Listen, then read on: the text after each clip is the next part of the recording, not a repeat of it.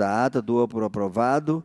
E essa reunião é para apreciar a matéria constante da pauta e receber proposições. Passa a primeira fase da ordem do dia, compreende a discussão e votação de pareceres sobre proposições. Agradeço aqui a presença do nosso vice-presidente, deputado Dr. Wilson, também do deputado Lucas Lasmar, e agradeço também a presença da vereadora que está me acompanhando de São Francisco, a vereadora Valderiz, aqui presente, que se dedica muito na saúde, inclusive já foi secretária de saúde da cidade de São Francisco, né?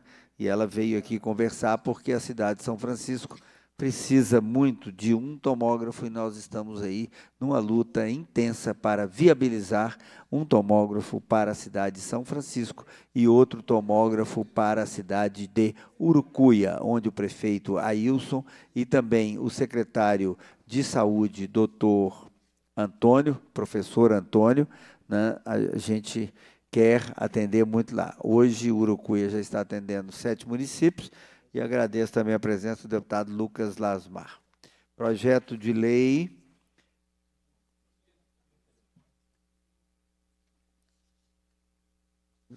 De novo, vou ler de novo. Obrigado. Tá bom. Projeto de lei 3466 do doutor João Freire, relator, deputado Caporeso, na sua ausência, e meu amigo Caporeso, te admiro muito, mas eu não posso tocar uma comissão sem a presença, né, da turma do PL. Você e a Amanda são muito importantes e ainda não tivemos a possibilidade dessa presença importante aqui. Parecer para o segundo turno do projeto de lei 3466, né, de maneira que esse projeto do Dr. Jean Freire foi aprovado na forma do substitutivo número 1, né, e aí, com base nisso, ao ser apreciado em plenário, o projeto foi aprovado, e considerando que o vencido, além de manter a intenção original do projeto, aperfeiçoou a legislação, diante do exposto, opinamos pela aprovação do projeto de lei número 3466/2022, no segundo turno, na forma do vencido do primeiro turno, de maneira que é a mesma coisa do outro. Como vota o deputado Dr. Wilson? Pela aprovação, presidente. Deputado Lucas Lasmar? Pela aprovação. Aprovado. Projeto de lei 15/2023, que institui diretrizes para estruturação da linha de cuidados em doenças respiratórias graves no âmbito do SUS em Minas Gerais. Autor, deputado Lucas Lasmar, relator, doutor Wilson Batista, a quem eu peço para emitir o seu parecer.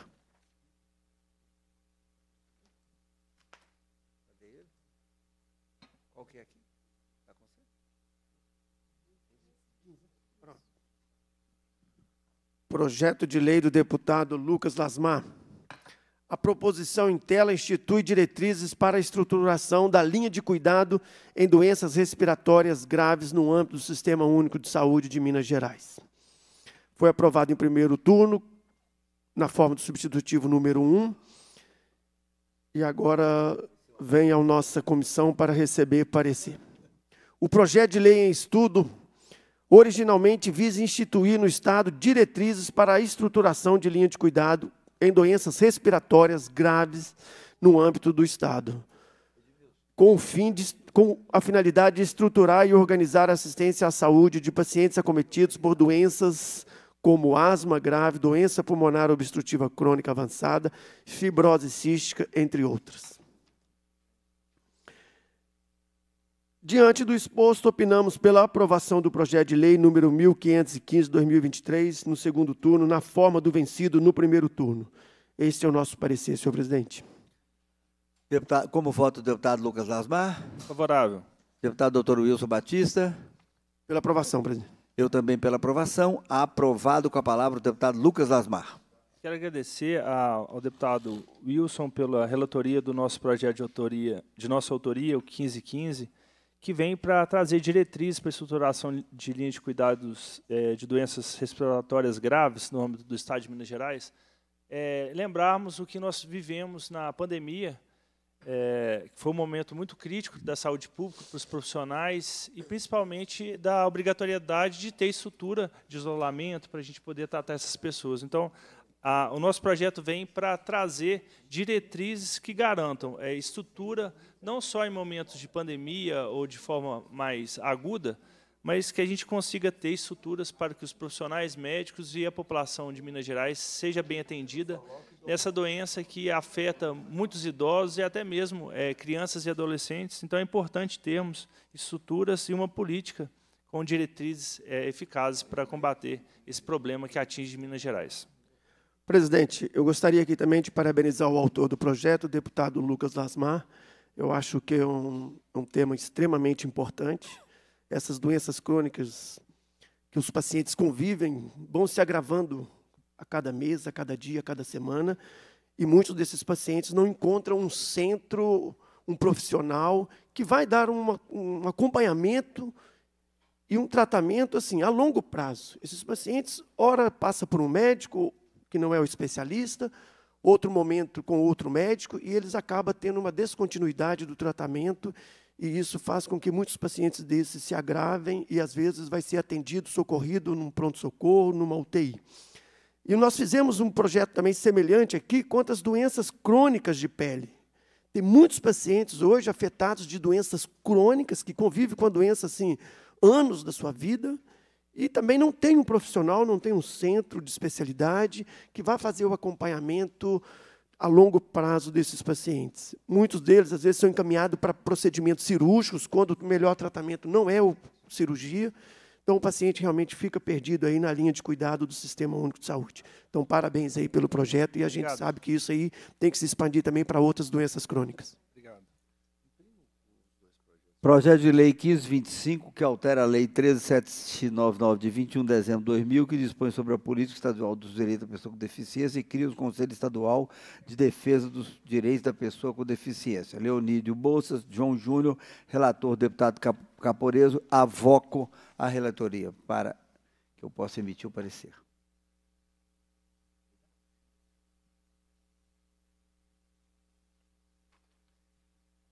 De autoria do Leonídio Bolsas João Júnior, o projeto cria o Conselho Estadual de Defesa dos Direitos da Pessoa com Deficiência. Como informamos no parecer do primeiro turno, a atenção integral à saúde é garantida às pessoas com deficiência por meio do SUS.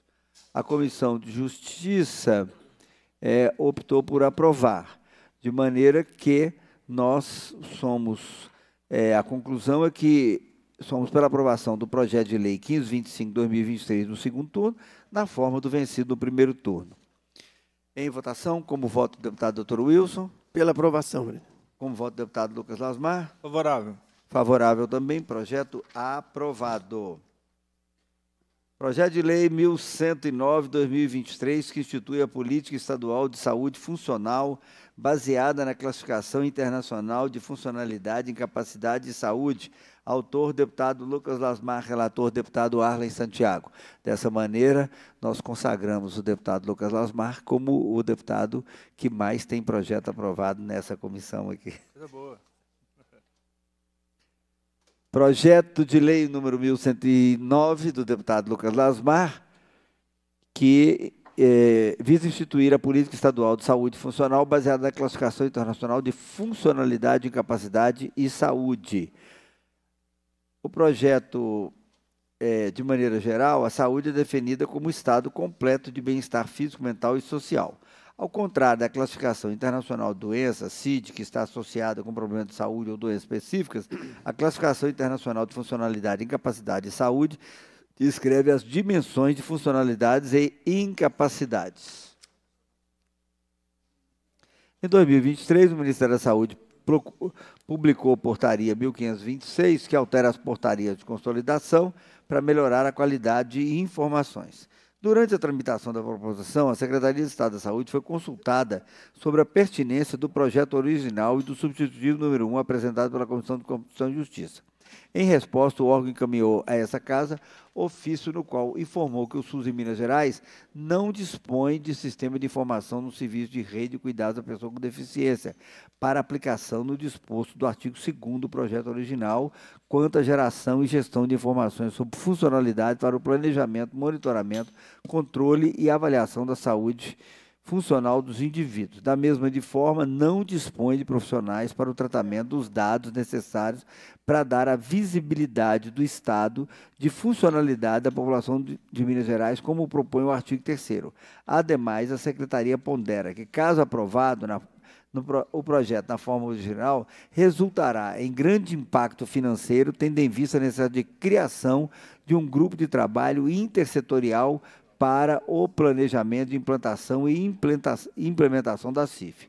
Sobre o substitutivo número 1, apresentado à Comissão de Justiça, a Secretaria de Estado da Saúde pontuou alguns descompassos com relação aos recursos disponíveis atualmente no SUS, como o fato do artigo 2º não levar em consideração a avaliação do sistema de informação disponíveis. Concordamos com as linhas gerais adotadas pela comissão que nos antecedeu, mas ainda vislumbramos a necessidade de um refinamento no substitutivo número 1 para adequá-lo à técnica legislativa e às recomendações do Ministério da Saúde quanto ao uso da CIF no SUS e na saúde suplementar. Além disso, propomos alterações para acolher as sugestões. Conclusão. Diante do exposto, somos pela aprovação do projeto de lei número 1109/2023 no primeiro turno, na forma do substitutivo número 2 a seguir apresentado. Substitutivo número 2. Dispõe sobre a política estadual de saúde funcional, baseada na classificação internacional de funcionalidade, incapacidade e saúde. A Assembleia decreta, artigo 1º, a política estadual de saúde será desenvolvida com base na classificação internacional de funcionalidade, incapacidade e saúde e observará o disposto nessa lei. Artigo 2º. Na implementação da política que trata essa lei, serão observadas as seguintes diretrizes: aprimoramento do sistema de informação em saúde, de modo a implementar variáveis integradas ao sistema de informação do SUS e outros existentes que permitam a caracterização das pessoas com deficiência e o registro dos dados de funcionalidade, com vista a instrumentalizar a gestão de ações e do serviço de saúde em todos os seus níveis de atenção. Garantia de prioridade para a execução de ações de promoção de saúde, de prevenção de doenças e agravos, adaptadas às funcionalidades e capacidades dos indivíduos, com garantia de acesso ao serviço, equidade e integralidade do cuidado. Capacitação de profissionais e trabalhadores de saúde para o preenchimento dos bancos de dados com vista à qualidade das informações. Estabelecimento de mecanismos que favoreçam a divulgação de informações de caráter educativo sobre aspectos ligados à funcionalidade humana. Incentiva estudos acerca do impacto do bem-estar, da qualidade de vida, do acesso a serviços básicos e dos fatores ambientais e pessoais na saúde dos indivíduos. Utilização das informações relativas às variáveis como ferramenta clínica para avaliar os tratamentos disponibilizados, possibilitando a ampliação do cuidado quando necessário. Avaliação dos processos de trabalho que considerem os impactos das ações dos profissionais de saúde que atuam na reabilitação de pessoas com deficiência. Dimensionamento e redimensionamento do serviço de saúde visando a recuperação da funcionalidade humana. Compartilhamento das informações relativas às variáveis a que se refere o inciso 1º com outras áreas de interesse, tais como assistência social, educação, habitação, previdência social, trabalho, emprego e mobilidade urbana, integração entre as políticas de saúde de outros setores que também utilizam a análise de funcionalidade humana como ferramenta de gestão e na execução da política que trata essa lei, o poder público participará de ações realizadas pelos demais entes federativos, respeitadas as competências de atuação de cada ente e poderá estabelecer convênios com organizações da sociedade civil sem fins lucrativos. Artigo 4º, essa lei entra em vigor na data da sua publicação. Como vota o deputado Dr. Wilson? Pela aprovação. Deputado Lucas? Favorável. Favorável também, aprovado. Com a palavra o deputado Lucas. Vou ser breve. Esse projeto traz um avanço no aspecto de diagnóstico para a parte dos profissionais de saúde, que facilita a gente entender qual é o problema maior que a pessoa tem, não simplesmente o CID, que fala que a pessoa tem essa doença. O CIF vem para trazer uma equipe multidisciplinar para fazer o diagnóstico, orientações, não só focado na doença, mas também no aspecto ambiental da vida dele e social. E tentar identificar quais são as limitações reais de cada paciente, porque quando se utiliza o CID, coloca a pessoa num bojo mais completo, né? Vamos dizer assim, as mobilidades que ele tem daquela determinada doença, coloca a pessoa já no parâmetro total. Então, o que o CIF vem para fazer? Falar, olha, essa pessoa tem esse CID, mas ela consegue fazer tais funções. Então, a gente vai trazer mais clareza no diagnóstico das pessoas e utilizar outros profissionais, além do médico, para fazer o diagnóstico e orientação da reabilitação desses pacientes, até mesmo no aspecto do trabalho. Nós podemos definir quais são as atribuições que a pessoa pode fazer de acordo com aquela doença que ela tem, através do CIF. O empregador vai entender melhor quais são as limitações e o que o funcionário pode fazer e o que ele não pode fazer. Então, obrigado pelo parecer e pela votação dos deputados. Obrigado a você, deputado Lucas Osmar. Bom, nós estamos aqui, já falamos com a vereadora, que já foi secretária de Saúde da cidade de São Francisco, que vem aqui reivindicar a possibilidade de um tomógrafo para aquela cidade de mais de 55 mil habitantes, né? E também, depois, a gente vai querer organizar para fazer uma visita lá e ver como está a construção de duas unidades básicas de saúde que nós conseguimos viabilizar junto ao governador Romeu Zema e ao vice Matheus. E aqui também agora chega aqui que o presidente da Câmara de Pirapora, o vereador Itamar, né, que também veio aqui para que a gente converse um pouco sobre a questão, algumas questões lá. As duas unidades básicas de saúde que conseguimos viabilizar com o governador Romeu Zema e com o vice Matheus, e que já estão prontas e atendendo a população, trazendo muita melhoria para o pessoal. Também a implantação de uma oncologia, né, uma quimioterapia na cidade lá de Pirapora, na Fundação de Saúde, lá com o apoio da Câmara e também do prefeito, e agora uma reforma completa com emenda do deputado Samuel Viana, de 5 milhões de reais, que está remodelando todo o pronto-socorro para que ele fique da melhor maneira possível, além da reforma completa da hemodiálise, que hoje está de acordo com o que se precisa. Então, é muito boa a sua presença aqui, vereador Itamar, presidente da Câmara de Pirapora e também da vereadora Valderiz.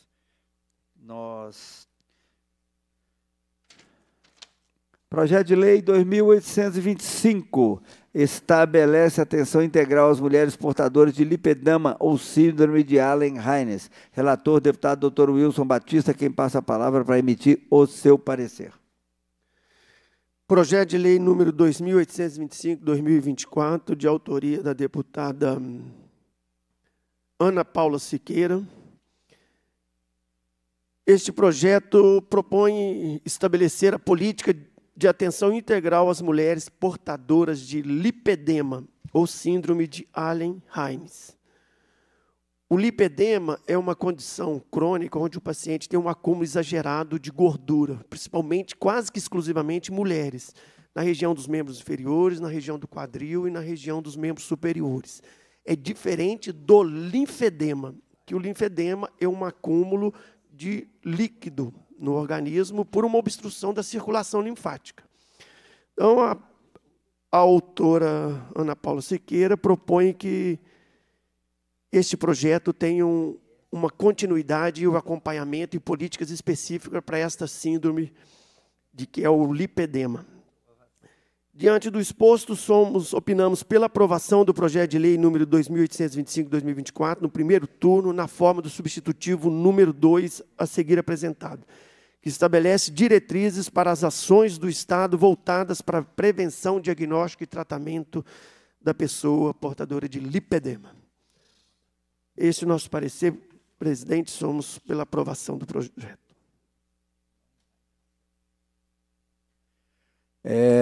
Como vota o deputado Lucas Osmar? Favorável. Eu também favorável. Deputado Dr. Wilson? Pela aprovação, presidente. Aprovado.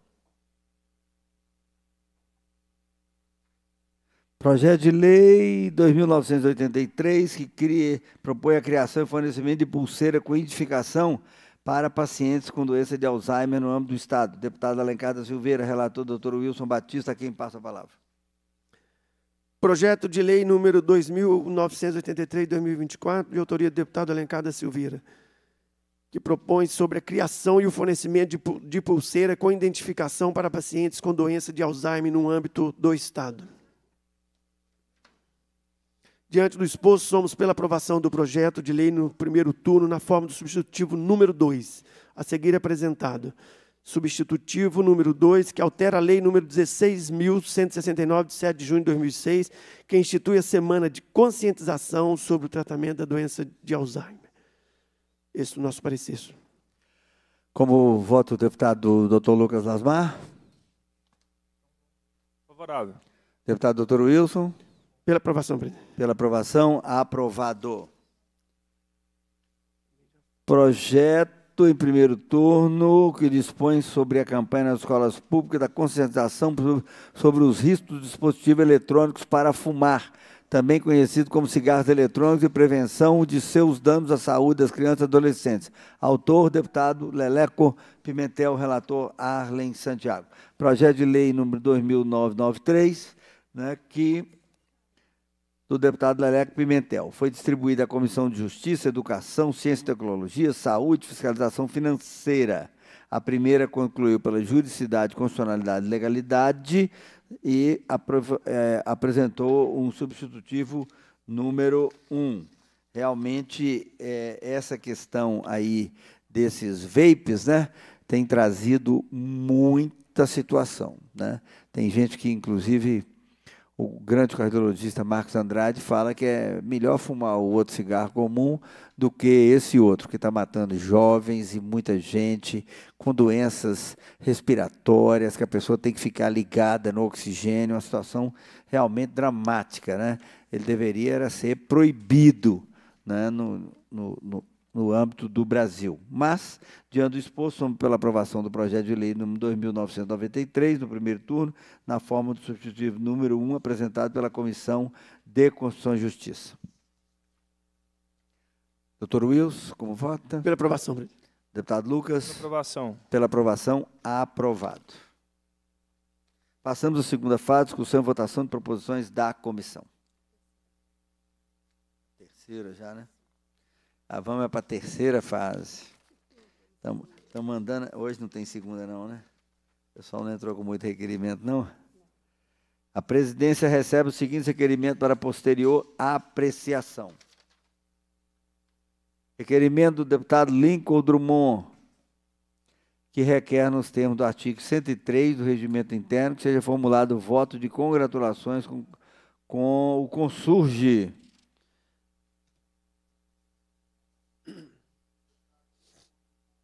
Também do deputado Lucas Lasmar, que quer que seja encaminhado ao secretário de Estado da Saúde pedindo informações sobre a falta de macas no Hospital do Pronto Socorro João 23, em Belo Horizonte.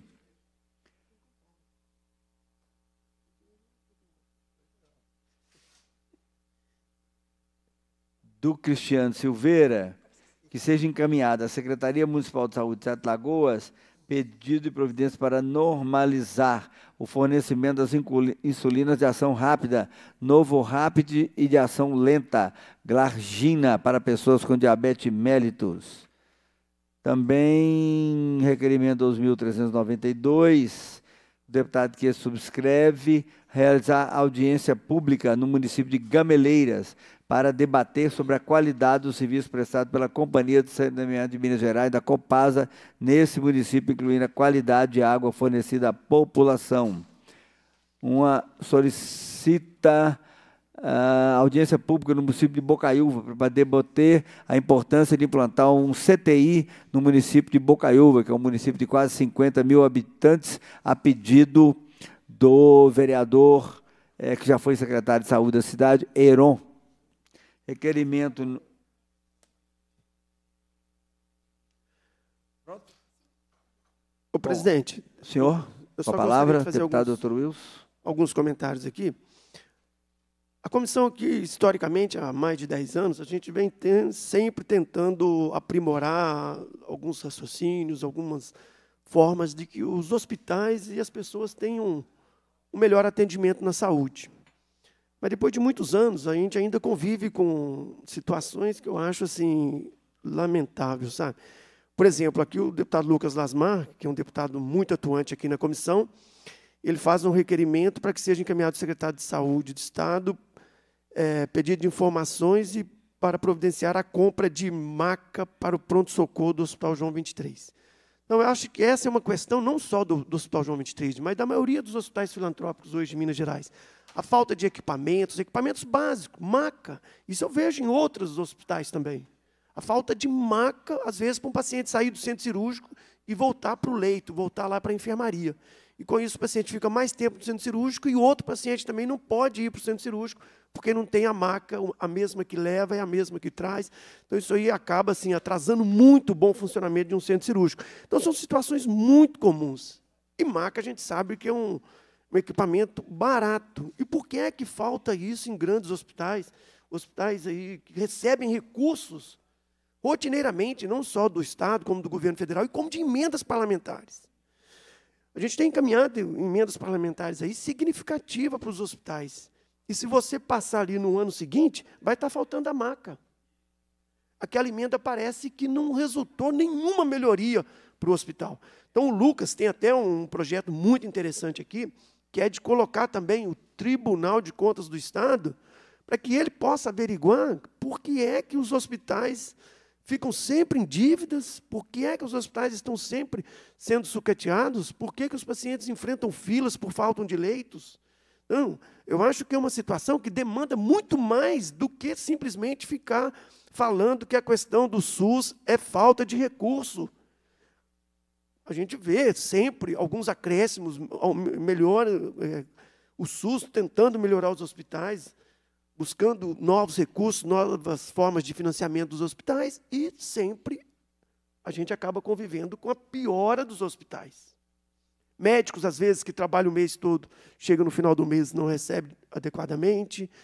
Profissionais que faltam, né, nos hospitais, não só servidores médicos, mas também outros servidores. Na minha região lá, fecharam 3 hospitais, fecharam o UTI, fechou o Hospital de Além Paraíba, fechou o Hospital de Leopoldina, o Hospital de Cataguases também está em intervenção. São 3 importantes hospitais da microrregião da nossa região e que hoje estão fechados. E aí pacientes estão internados lá, não conseguem ser transferidos. Com a UTI fechada, mas o paciente chega lá em condições ruins, é entubado de uma forma assim, pior do que antes, quando a UTI ainda funcionava. Aí fecha a UTI do hospital e o paciente chega, o paciente vai chegar. O paciente vai estar ali no hospital precisando de um atendimento e vai ser dado aquele atendimento que, às vezes, agrava mais ainda a condição do paciente. Quando ele busca para melhorar a sua saúde, ele acaba ali sendo, a condição de saúde dele acaba sendo piorada. Então, eu acho que essa comissão de saúde, nós temos que se debruçar muito sobre essas situações, porque é que os hospitais estão cada vez mais piorando. E nunca tem uma melhora significativa. E a gente vê que as emendas são encaminhadas, os recursos são encaminhados, a tabela do SUS, ora, melhora um pouco. Então, quando é que ela melhorou? Hã? Conta para mim, quando é que a tabela do SUS melhorou? Melhora, assim, pouco. Isso eu concordo com você. Não melhora significativamente o preço que tem que melhorar. Mas outros recursos que eu digo, que chegam aos hospitais, e que também o hospital continua na mesma situação. Porque a tabela do SUS, historicamente, ela não vai melhorar. Estou aqui com a tabela do SUS, de 2023 para 2025, não melhorou 1 centavo. Não melhorou 1 centavo. A tabela realmente não paga o valor que o paciente, quando é tratado no hospital, ele consome. A tabela é abaixo do que realmente o hospital precisa. Então, eu acho que nós temos que fazer uma mudança um pouco. Melhora a tabela do SUS, paga adequadamente os médicos, os procedimentos, paga adequadamente e corta esses outros benefícios que os hospitais recebem. Por que é que não melhora significativamente a tabela do SUS? É isso que nós, às vezes, temos que mudar o paradigma, não ficar financiando hospitais e manter a tabela lá embaixo. Com essa tabela que existe, os pacientes vão enfrentar fila, porque nenhum cirurgião hoje vai fazer uma cirurgia, por exemplo, de quadril, para receber R$130. E aí esse paciente vai ficar na fila, vai ficar internado. Ele não vai encontrar um profissional que vai ficar ali 3 horas, 4 horas, fazendo um procedimento cirúrgico de alta complexidade para receber R$180. Então, eu acho que então nós não podemos continuar com esse SUS subfinanciado na tabela. E recurso o SUS tem. Então, por que não muda a forma de remuneração? O que o senhor propõe? Que a gente Melhorar consiga a tabela, conversar com o Ministério da Saúde? Eles não querem melhorar, e pronto. Mas, com todo respeito, o Fábio Beccheretti tem sido um excelente secretário de saúde aqui no Estado. Nos últimos 10 anos tem sido o melhor. Mas alguns estados já não ficou sempre nesse discurso de cobrar do Ministério da Saúde. Muitos estados hoje mudaram significativamente a tabela do SUS. Em São Paulo, por exemplo, nós temos hoje quase que nenhuma fila. Os pacientes do SUS em São Paulo hoje são tratados com uma tabela quase que semelhante à de um convênio, Arlen. Em São Paulo já foi feito, no Rio de Janeiro já foi feito, no Espírito Santo já foi feito. O Estado, Belo Horizonte ele pode... O Estado pode ter a sua própria tabela, pode negociar com os prestadores de serviço um pagamento diferenciado para que a fila desapareça. Então, se a gente ficar sempre questionando uma tabela que tem 20 anos que não é atualizada, nós vamos ter que parar com o SUS, então. Vamos ter que modificar isso, Arlen. Eu acho que os pacientes têm que ser tratados, os pacientes não podem ficar na fila. E hoje, o que eu sempre digo, o SUS é um sistema único, solidário. O paciente só vai sair da fila, só vai ter o seu tratamento se ele fizer uma campanha solidária na internet, um Pix solidário, uma vaquinha solidária, para ele ter esse recurso e chegar lá e pagar para o seu pai, seu filho, seu parente ser tratado. O que a gente vê aí hoje, na realidade, é essa. As pessoas hoje têm que arrumar um recurso para que ele seja tratado. Ou então vai enfrentar uma fila, vai ficar internado com fraturas graves, sem alcançar a sua transferência. Nós temos que entender o que é a realidade hoje que as pessoas estão vivenciando. Essa semana, uma criança foi atropelada pelo ônibus escolar, 2 crianças, 2 irmãs, uma faleceu, outra ficou com fraturas graves, dias e dias no hospital, precisando de um cirurgião ortopédico. Ficou dias e dias. Muitos, às vezes, não alcançam nem a transferência e acaba vindo a óbito, tendo um desfecho trágico, quando que era uma situação potencialmente reversível. Nós temos, Arlen, de não procurar aqui quem é o culpado de tudo isso, se é o Ministério da Saúde, se é a Secretaria de Saúde, se é o gestor municipal, se é o prefeito. O Ministério da Saúde, com certeza, é o culpado. Com certeza isso eu tenho absoluta certeza. Aí vamos consertar o resto. Não estou dizendo que não é. O Ministério da Saúde hoje tem que atualizar também questões. Não é só ficar mandando tomógrafo para uma cidade, mamógrafo para outra, distribuindo equipamentos, e o paciente, quando precisa ser tratado, a tomografia, o paciente do SUS não tem acesso. É isso aí. Quantos equipamentos de tomografia, de PET scan, estão aí nos hospitais de Minas Gerais, nos hospitais do Brasil, e o paciente do SUS não tem acesso? Tem PET scan comprado com dinheiro público, com recurso público, e que não faz sequer um exame. Aonde, doutor Wilson? Você procura saber que são em diversas cidades. Não vou citar aqui, mas em diversos hospitais. Aqui é o lugar de a gente botar o dedo na ferida. Onde é que está? Diversos hospitais compram máquina, compram equipamentos caríssimos, e o paciente do SUS não tem acesso. Inclusive, que eu conheça, tem um PET scan que foi para o Hospital Mário Pena e um outro que foi comprado para o Hospital de Passos. Eu conheço em Minas Gerais, que foram comprados com dinheiro público de PET scan, esses 2. Desconheço algum outro. Tem vários gostaria que o senhor citasse nominalmente qual é o hospital que não está e que essa comissão já põe um requerimento para essa comissão ir aonde tem PET scan que não está atendendo. Fale com a gente. São inúmeros. Vamos botar os 2. Não é só o PET scan. Fala 2. E aí nós vamos dos 2, vamos marcar para a gente ir lá. Aí vamos cumprir a obrigação dessa comissão. Relatam para a gente, Wilson, estou lá fazendo tratamento, preciso de um PET scan, e a vida toda, quando eu tive acesso ao PET scan, eu tive que pagar com recurso próprio. A realidade é essa. Nós temos que... Não precisamos aqui citar nome de qual instituição, qual não é, mas tem que citar, tem gente. Diversos locais onde o paciente, todos os equipamentos são fornecidos pelo SUS e o paciente do SUS está lá na fila.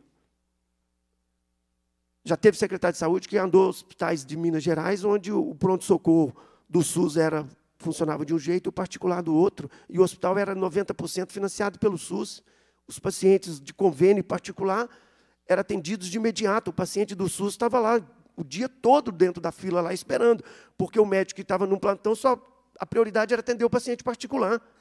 Isso é a realidade da maioria dos hospitais de Minas Gerais. É um pronto-socorro que tem uma porta única, mas o paciente do particular e do convênio não pode esperar 30 minutos. O do SUS fica lá esperando o dia todo. Eu convivo com isso diariamente. Então, nós temos que encarar essa realidade. Os pacientes do SUS, os hospitais hoje que são financiados com recursos públicos, têm que ter uma cobrança, sim, de atender dignamente a todos os pacientes. Ou então, nós temos que rever a forma de financiar os hospitais. Os pacientes do SUS não estão passando muito sufoco. É muita... Quem está no dia a dia com o telefone ligado, atendendo pedido de vereadores, de prefeitos, de próprio secretário de saúde, gente. O secretário de saúde que está ali no dia a dia para arrumar uma transferência para o paciente, ele liga para o deputado, ele tem que pedir inúmeros favores, ele como secretário de saúde. Não acredito, você deve receber também, no seu gabinete, no dia a dia, pedidos de socorro de secretário de saúde para resolver o problema de um paciente que está lá internado, aguardando uma vaga, uma transferência. Se o secretário de saúde não consegue fazer isso, é o deputado que vai conseguir? É alguém que vai fazer um favor para socorrer um paciente? O deputado não tem acesso ao Sistema Único de Saúde diretamente, a um SUS fácil, a uma transferência, a um SAMU. Então, Arlen, nós temos que entender que hoje uma grande parcela dos pacientes que tem a sua doença ainda socorrida é através de favor, Arlen. É muito favor que tem que fazer hoje, dentro da saúde, dentro do Sistema Único de Saúde. É muito favor. Eu concordo que há ainda subfinanciamento, mas a questão também não é só o financiamento. Tem muita gestão envolvida nisso, tem muita ainda diretrizes do SUS que atrapalham o bom funcionamento do SUS. Um paciente lá da cidade do norte de Minas, se ele não tiver ali uma solução para o seu paciente, ele não pode sair da região dele. E é um sistema único. Por que um paciente que está lá na região do norte de Minas, ele não pode ser tratado numa outra região? Aí tem a regulação, ele tem que respeitar aquela regulação. Mas o Estado tem muitas áreas onde tem escassez de profissional. E quando tem um profissional, ele tem um limite de procedimentos por mês. Tem paciente que faz, eu vou fazer uma cirurgia pelo SUS. E aí você já falou aqui, doentes de cabeça e pescoço, que tem lá o serviço de cabeça e pescoço, credenciado pelo SUS, mas o paciente, o primeiro que chegar no mês é tratado, os outros não é mais tratado, porque o serviço só faz uma cirurgia por mês. E aí esse paciente não pode sair da região dele e ter acesso a uma outra região, por causa da regulação. Aí o paciente fica lá, vitimizado dentro da sua região. Né? Tem alguma região que não está tendo problema, algum hospital público do SUS, não vamos falar dos filantrópicos agora, nesse momento, não. Tem algum público que não tem fila, que os aparelhos estão todos atendendo o povo, que todo mundo que chega lá é atendido? Tem algum hospital público? O Hospital das Clínicas, o Hospital da FEMIG, o Hospital das outras coisas. Tem algum? Com filas de espera? Não, sem filas de espera. Não tem nenhum, exatamente. Mas os pacientes que quiserem ser tratados, sair fora dessa fila, essa fila às vezes é de 2 anos, 3 anos. Então, você acha que um paciente queria saber se tem algum hospital 2, 3 público? Não merece, não, todos doutor. eles. Eu quero saber o seguinte, aonde que tem um hospital público com essa tabela que o governo federal insiste em manter uma consulta a R$10, insiste em que uma biópsia de laringe o médico tem que ganhar 0. Onde é que você consegue um profissional que vai para lá para ganhar, se não for um empregado fixo por mês? Exatamente isso. É isso que nós temos. Se não mudar a tabela do SUS. É isso que nós temos que lutar aqui. Só que o paciente não merece ficar anos e anos na fila. Uma fila assim. Mas o que acontece? O governo federal não consegue mudar a tabela. E ainda é uma fila que o paciente não sabe nem quando que ele vai ser atendido. Passa 2, 3, 4, 5 anos, essa fila não existe. É uma fila assim, que as pessoas recebem lá um pedido do SUS, uma IH, uma autorização de internação hospitalar, e aquilo vai para as mãos de pessoas que não vai solucionar aquilo. Porque é o cirurgião que tem que colocar a data da cirurgia, ele não vai colocar. E aí esse paciente está ali achando, né, na falsa expectativa de que alguém está cuidando dele nessa fila. Não tem ninguém cuidando dessas pessoas. Não tem ninguém cuidando, Arlen. Todos eles vão com pedidos, vão com AIHs, vão com os documentos todos, às vezes fazem os exames, preparam para a cirurgia, e esse documento fica ali numa sala onde ninguém verifica quando esse paciente vai ser atendido. E aí, eu acho que ainda é uma covardia maior ainda, porque esses pacientes perdem os dias de serviço, fazem exames, pagam exames de risco cirúrgico, pagam exames pré-operatório, paga lá o exame da colonoscopia, da endoscopia. Quando ele chega o diagnóstico, aí pronto, ele vai para uma fila que não sabe. Para que ele ficou passando por essa escalada toda de fazer exames, e depois não vai ninguém cuidar do procedimento dele, do tratamento dele? É isso. Tem alguma cidade do Brasil que não tenha essa situação? Mas, Arlen, a situação não é... Eu sei que é isso, é no Brasil como um todo. Tem alguma cidade do Brasil que não tenha fila, que o doente não está precisando de ser melhor atendido? E tem alguma cidade do Brasil que não tenha fila? Pode ter fila, sim, em vários lugares, mas eu queria saber se tem alguma cidade, então é um problema brasileiro. Arlen, a minha indignação é como resolver, Arlen. Não é dizer que se está ruim Brasil afora que nós vamos continuar ruim para todo mundo. Nós estamos buscando, Arlen, é como resolver, como melhorar. É claro que isso é uma realidade brasileira. Gostaria que na próxima semana o senhor apresentasse um requerimento de como melhorar essa situação. Existem diversos, já está todos aí na Comissão de Saúde. Presidente, da parte, presidente. Terminou, doutor? Bom, gente, algumas perguntas que a gente fica aí bem preocupado com ela. Qual a cidade do Brasil que não tem fila de atendimento de procedimento? Infelizmente, nós temos uma consulta médica de R$10 nos hospitais. Então, um pronto-socorro, ele recebe R$10 por uma consulta. Lá em Oliveira, lá em Montes Claros, lá em Muriaé, no Hospital das Clínicas, no Hospital da FEMIG. Agora, quanto custa para o médico ficar lá? A gente vê grandes hospitais aqui em Belo Horizonte, que tem uma tabela diferenciada, que a prefeitura põe algum dinheiro a mais, que o Estado põe dinheiro a mais, como, por exemplo, a Santa Casa. O que a Santa Casa teve que fazer?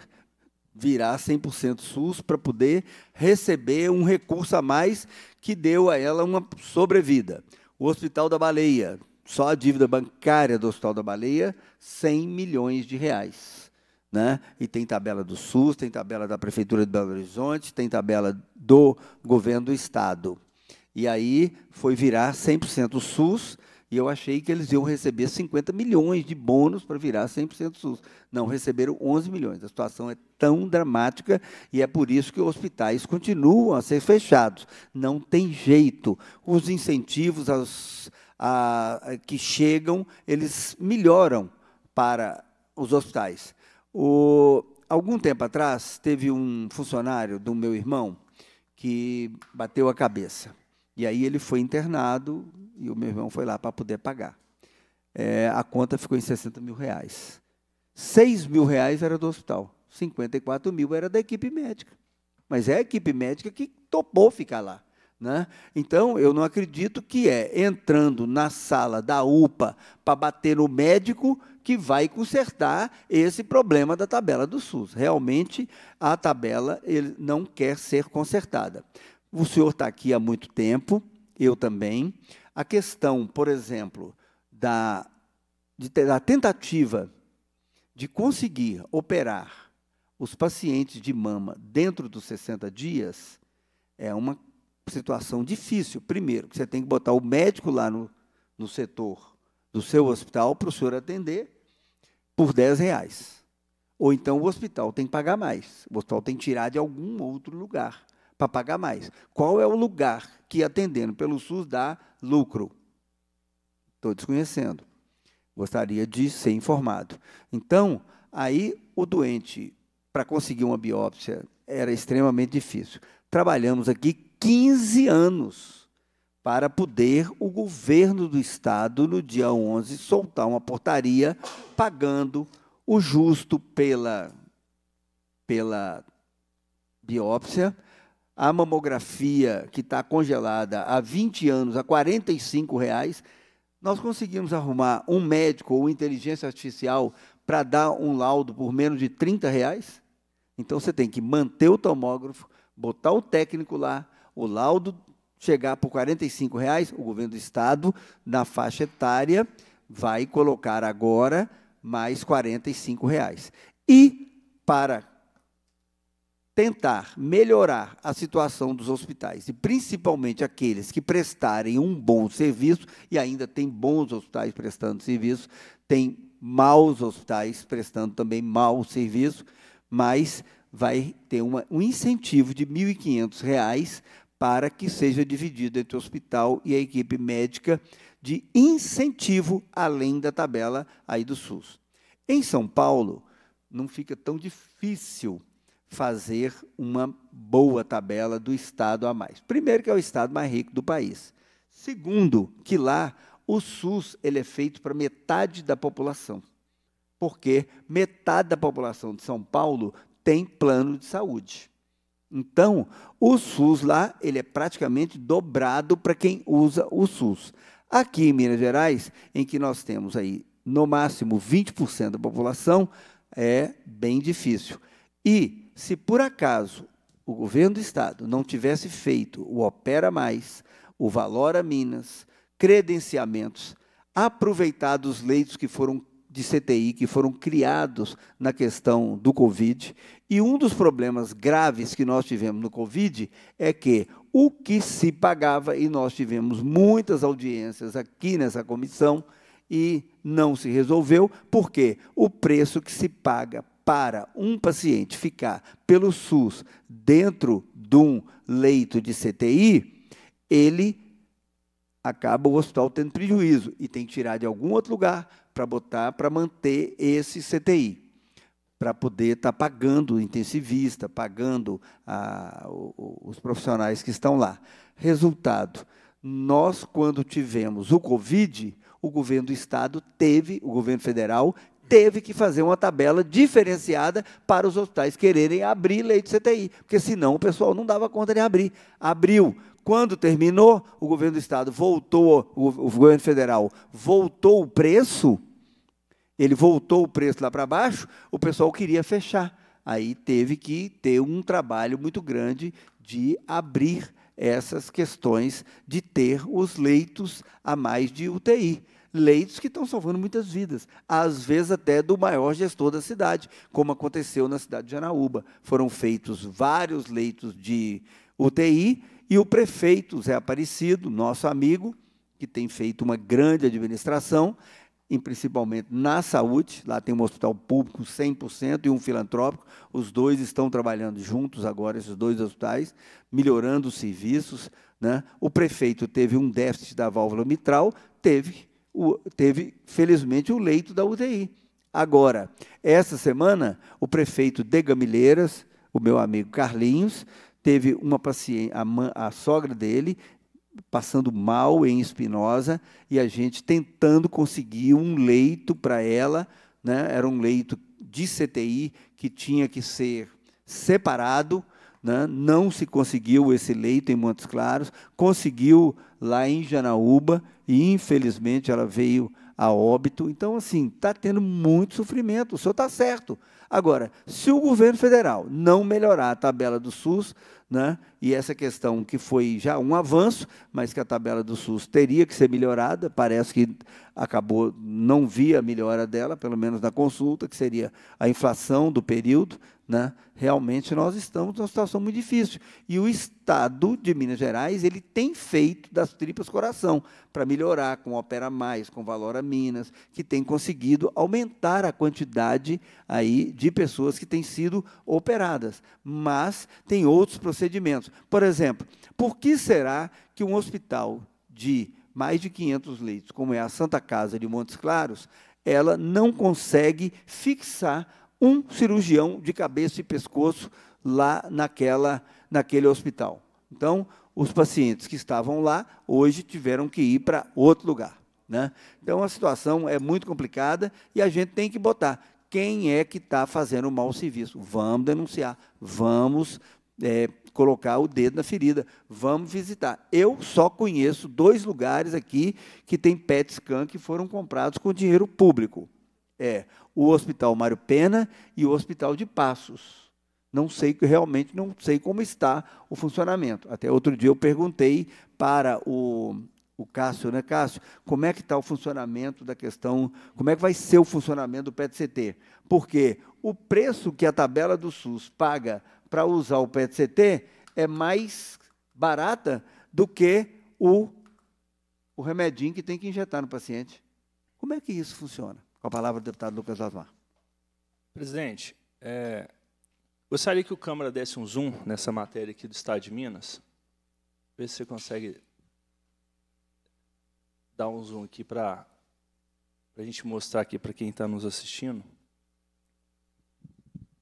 A denúncia que o Estado de Minas Gerais, a denúncia que o jornal Estado de Minas Gerais vem a público, mostrar a falta de macas no Hospital João 23, um dos maiores hospitais do Estado de Minas Gerais. É inaceitável nós vivemos numa situação dessa. E aqui ainda fala o seguinte, profissionais de saúde têm improvisado com outros equipamentos, como cadeiras de roda e cadeiras de banho. Paciente que tinha que estar deitado devido ao seu estado de saúde, está tendo que ficar sentado numa cadeira de rodas e cadeira de banho. E, para piorar, ainda fazem a seguinte denúncia. Devido a essa situação, as ambulâncias do SAMU que chegam à unidade têm ficado com material retido, que são as suas marcas das ambulâncias, pois o hospital não tem marcas próprias para transferir os pacientes. Com esses equipamentos retidos, as equipes do SAMU precisam aguardar para ir para novos chamamentos. Nós estamos falando aqui de quase 1 hora aguardando a devolução da maca. Então, por isso que o nosso requerimento aqui, que é de pedir de informação ao secretário de Estado de Saúde, que tome providência, porque o carnaval está chegando. Então, você imagina, um dos maiores hospitais do Estado de Minas Gerais não tem maca, que é o básico.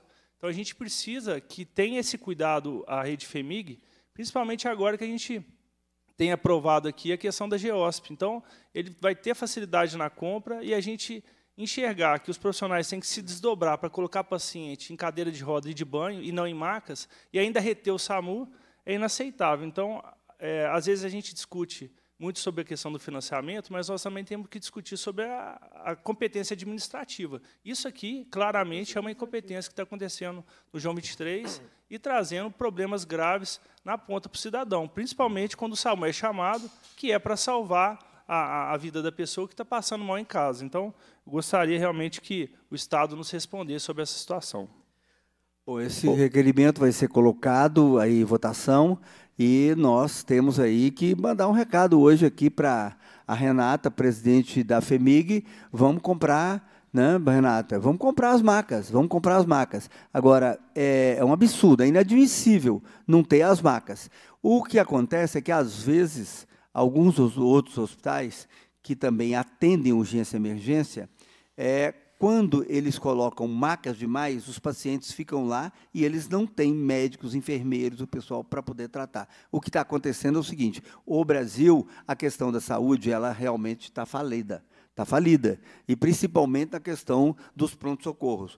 O pronto-socorro, quando eu fiz um estudo há muitos anos atrás, né, a Santa Casa de Montes Claros, tudo que ela recebia no pronto-socorro do SUS, dava para pagar 25% do custo daquele pronto-socorro. Aí tinha que o governo do Estado tentar botar um pouco mais de incentivo, tinha que o governo federal botar um pouco mais de incentivo, e essa questão das macas do SAMU, que o deputado Lucas Lasmar tão bem falou aqui, elas aconteciam lá, como estão acontecendo em vários lugares que nós temos pronto-socorro. O que eu tenho enxergado é que não enxergo um estado que a situação não está aí.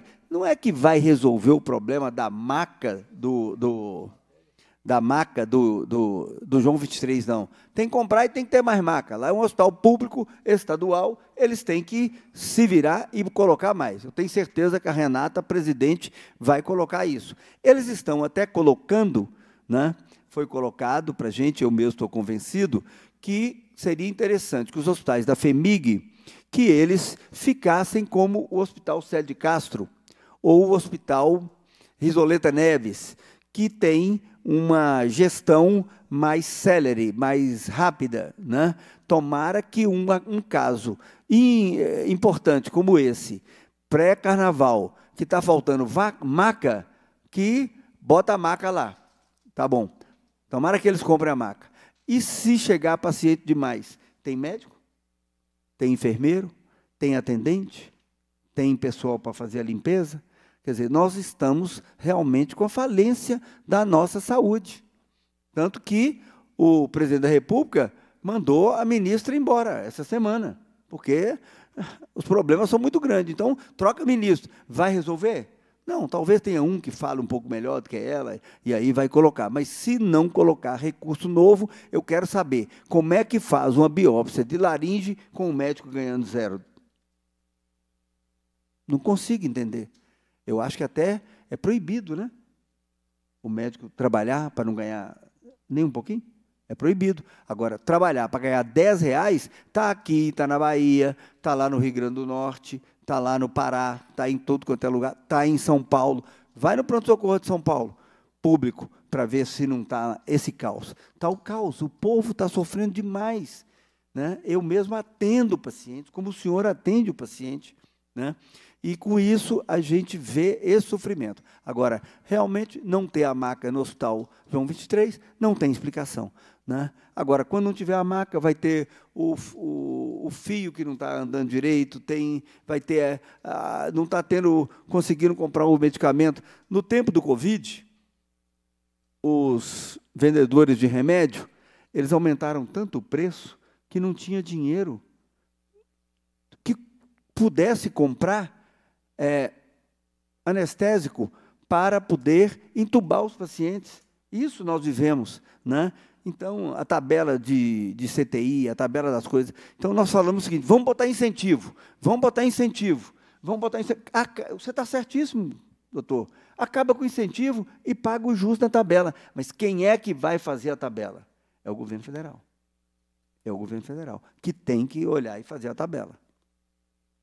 Doutor Wilson? Ô, Arlen, concordo amplamente com Vossa Excelência, assim como o Lucas Lasmar. E aí, basta o jornal O Tempo passar aí nos hospitais públicos e filantrópicos da nossa querida Minas Gerais para identificar problemas graves como esse. E agora, fazendo aqui uma defesa ao nosso secretário estadual de saúde, o Fábio, ele conhece o Estado, todas as cidades e todas as instituições. Não vi, nesse tempo todo, como parlamentar aqui na Assembleia, um secretário que tenha andado em todas as instituições. Ele conhece o ponto forte, o ponto fraco de todas elas. E tem procurado, na medida do possível, acertar para que essas pessoas, hoje, que melhoram o acesso do SUS, como ele criou a tabela do Valor a Minas, que tem realmente aí permitido que muitas instituições hoje comecem a caminhar com essa fila de cirurgias eletivas. Mas ainda existe um problema muito sério no SUS, assim como não tem investimento para fazer uma biópsia, que poderia, às vezes, identificar uma doença no início, ou a remuneração é 0. Por outro lado, tem 200 mil, tem 500 mil, tem 1 milhão para fazer uma quimioterapia meramente paliativa. Você não vai ver nenhum paciente hoje em fila de quimioterapia gastando 300, 500, 1 milhão por ciclo, às vezes, de quimioterapia caríssima, para um resultado quase que inexpressível. Enquanto isso, para fazer o diagnóstico de uma doença, onde um único procedimento cirúrgico já teria a oportunidade de cura do paciente, com custo mínimo, as pessoas passam por essa dificuldade. Então, o SUS, ele parece que é assim, ele é movido por um marketing, por uma influência de lobby, por uma influência de indústrias, que tem ali o seu interesse financeiro. Quimioterapia sempre foi incorporada no Sistema Único de Saúde, a qualquer preço, sem nenhum questionamento. Agora, uma biópsia para fazer um diagnóstico de uma doença na fase inicial e evitar o paciente até da quimioterapia, isso realmente é quase que impossível. Por quê? Parece até que é proposital, para que o paciente tenha doença avançada e que ali fica sofrendo às custas do seu próprio organismo para poder permitir com que outros ganhem dinheiro em cima de quimioterapia. Agora, fazer o diagnóstico inicial e tratar o paciente e curar com uma cirurgia é a maior dificuldade. Então, o Arlen trouxe aí um assunto interessante. Nós temos hoje que ampliar dentro do SUS as coisas até talvez básicas. É acesso ao diagnóstico, aumentar a cobertura mamográfica, aumentar o acesso ao paciente a uma colonoscopia, uma endoscopia, para permitir um diagnóstico inicial do câncer e o paciente ser curado apenas com a cirurgia. Aumentar a possibilidade, Arlen, uma coisa que é extremamente interessante.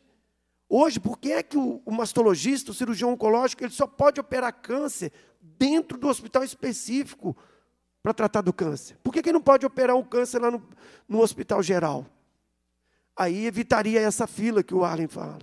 O paciente com câncer de mama já diagnosticado está lá na fila do NACON, do CACON, do Centro Especializado em Oncologia, por meses, não consegue ser tratado e operado em 60 dias. Vai ser operado daqui 3, 4 meses. E quando esse paciente poderia ter sido operado pelo mastologista, lá no hospital geral, e já está livre da doença. Não é permitido.